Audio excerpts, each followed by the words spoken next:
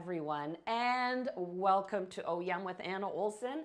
I am pleased to be here, and as you can see, I am in my studio kitchen, back from traveling after filming a few new episodes of Anna's Food Travel Diaries. It was an exciting and delicious adventure, and so you will see those episodes. I still have to develop the recipes inspired by my travels and tape those.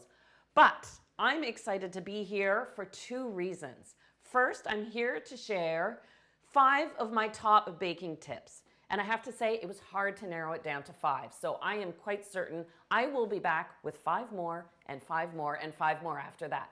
But I'm here to start with my first top 5 baking tips and introduce you to the premiere of my newest episode of Anna's Food Travel Diaries.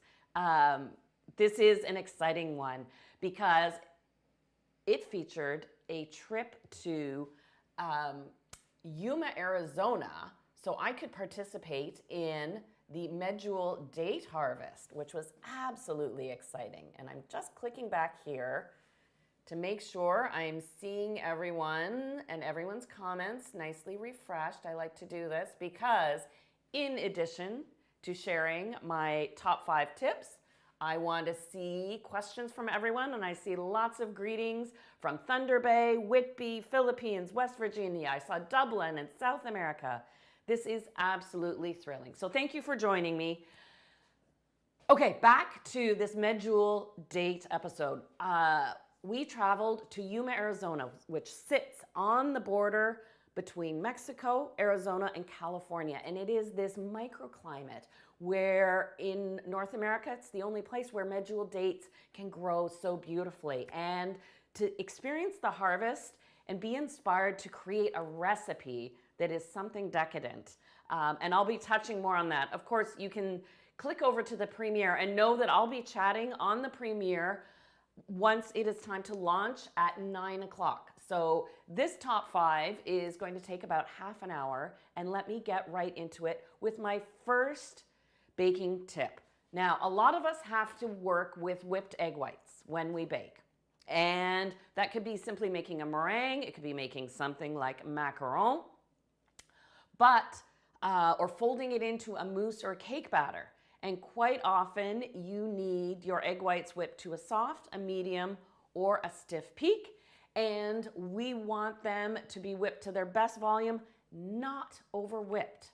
Now, the reason you don't want to work with over whipped egg whites is because they've been stretched to their fullest volume, that if they hit the heat of the oven, if they need to be baked, or the weight of being folded into something, they have no more strength or structure and they collapse.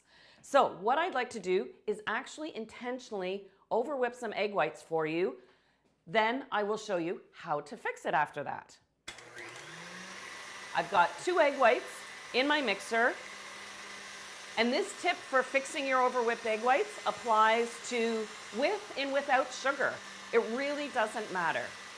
You will find that if you're whipping egg whites to make a French meringue, so that means 50 grams of sugar for every 1 egg white, you will find that it's hard to over whip your egg whites with that volume of sugar. The sugar actually gives the white structure and you can't over whip it. But egg whites without sugar or just a little bit of sugar can over whip easily. I just want to add a little sugar just to give these some gloss. Oh, hello, bonjour à Quebec. Nice to see you there. And from Zimbabwe again. So let's take a look at these egg whites. They're just before a soft peak right now.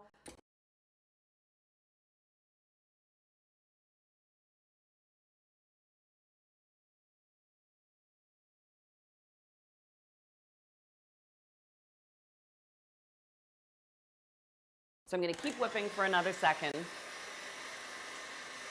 This is great. This allows everybody time to sign in, say hello from Brampton, from Paris, Ontario. Hey, it's an Olson watching. Hello. Philippines. Oh, this is marvelous to see you. I thank you for joining me from around the world. It's partly you've inspired me to create Food Travel Diaries so that I can come see where you're from, experience your food, and come back and create something altogether new for you. So now we're at a beautiful medium peak. So I can tell when I lift the beaters, the